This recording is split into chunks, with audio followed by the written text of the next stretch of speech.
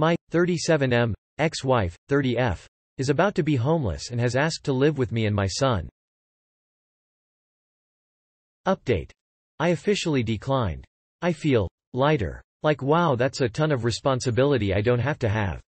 I know a lot of you were like, wow, why would you even consider this? You're insane. Yes, I am a recovering codependent, and I have a very difficult time setting boundaries and saying no. I feel strange even saying no. But also, I feel much better. Mad with power, even. Anyway, she did not respond, but she did leave me on read. Thanks for the energy, guys. I appreciate you all. Edit. Getting a resounding asterisk absolutely not, which makes me feel a bit better, honestly.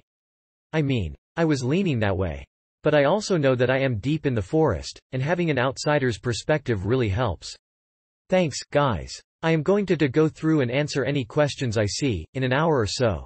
Well, buckle up, friends, because my life's fever dream is about to get weird. I will be as brief as possible, but I am still trying to figure out what to do here, which is why I am posting. Also, to preface, I am leaning towards no, but I wanted to see if I was missing anything. And this is wild. Backstory == A brief backstory. 3 years ago, during COVID, my ex-wife, Petunia, cheated on me. We have one young son and have been married for 7 years. I tried to work things out, but her mom convinced her she cheated because she was unhappy with me. It was a very high-conflict divorce, and at first, I made a few bad decisions. Trust letting her have access to our joint bank account. I had a ton of false police allegations against me and CPS calls, so I put everything up to a camera.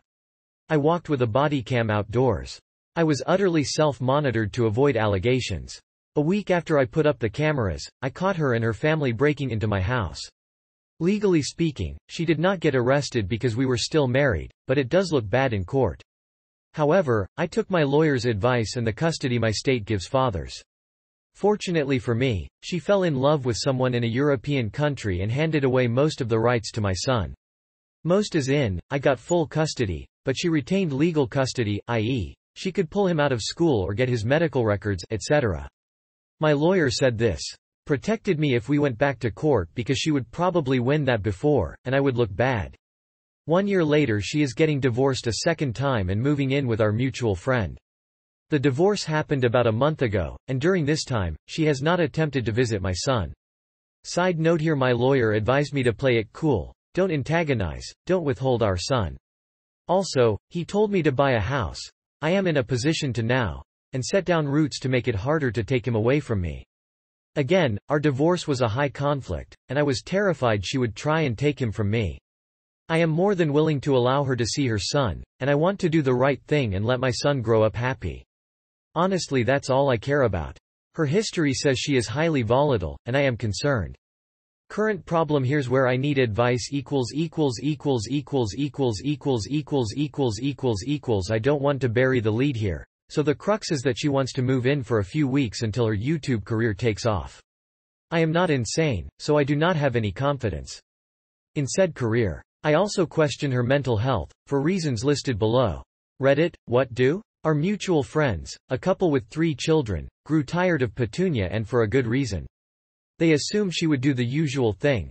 Get a job and get back up on her feet. They also work very hard and sometimes struggle to get by, so working 10 hours a day to come home to someone doing absolutely nothing is very discouraging. They gave her a deadline to get out, or they would involve legal matters.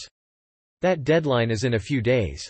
So Petunia has decided to call me and ask if she could live with me for a few weeks. Petunia joined some New Age religion.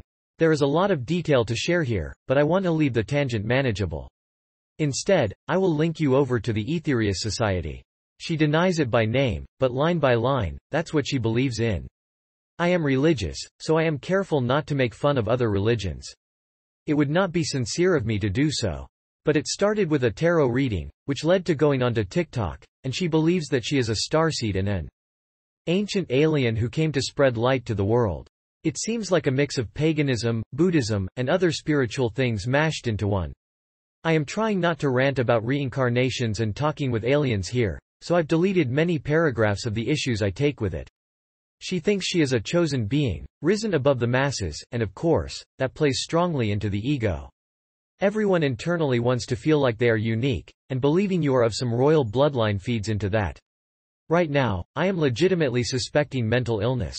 Our mutual friends tell me that they don't recognize her anymore and that she is being secretive and not letting them know what's happening. I'm a single dad with 100% custody and zero support from the other parent. My dating life is also not looking up, but I have a promising career, and we get by. I am incredibly fortunate in a lot of ways. I've been getting a ton of therapy for my codependent behaviors, and I don't need this. She tells me she will be homeless if I don't take her in. She is not speaking with her immediate family because she moved to another country. If I let her in, though, it will seriously affect my mental health. What the heck do I do? I am leaning towards calling her bluff and letting her figure it out, though it appears she will never get a job. Would the courts hate that? I am very uncomfortable with this position.